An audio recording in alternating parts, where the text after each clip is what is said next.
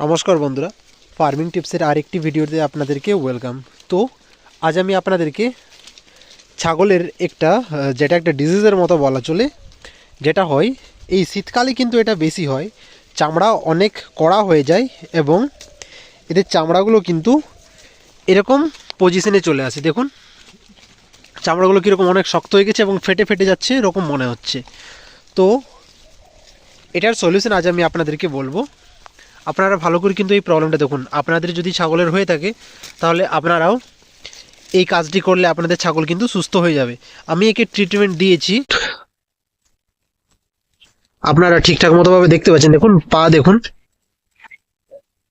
যে পায়ের যে চামড়াগুলো রয়েছে, পুরো বডির চামড়া, সেগুলো কিন্তু অনেক শক্ত হয়ে গেছে, যার ফলে কিন্তু ফেটে ফেটে যাচ্ছে এবং ছাগল কিন্তু খুব চাটে এগুলো ইচিংয়ের মতো হয়, তখন কিন্তু এগুলোকে চাটে, যার ফলে কিন্তু চামড়াটা উপরের অনেকটা ঘায়ের মতো সৃষ্টি হয়ে যায়।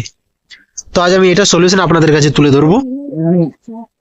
তো এরকম যদি কারোর সমস্যা দেখা দেয় আপনাদের কোনো ছাগলের, তাহলে অবশ্যই আপনারা এই আইভারমেকটিন ইনজেকশন IP1% W/V এই ইনজেকশনটি ব্যবহার করুন।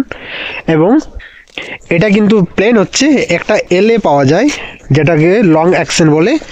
তো ওটা দিলে কিন্তু আপনাদের একবার দেওয়ার পর আর দ্বিতীয়বার দেওয়ার দরকার হবে না।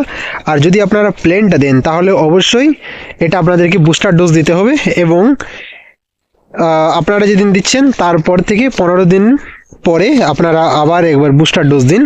এবং এটা দেওয়ার পরে দেখবেন আপনাদের যে ছাগল, সে কিন্তু একদম সুস্থ হয়ে যাবে এবং স্কিনের যা এইরকম প্রবলেম সেটা কিন্তু আসবে না।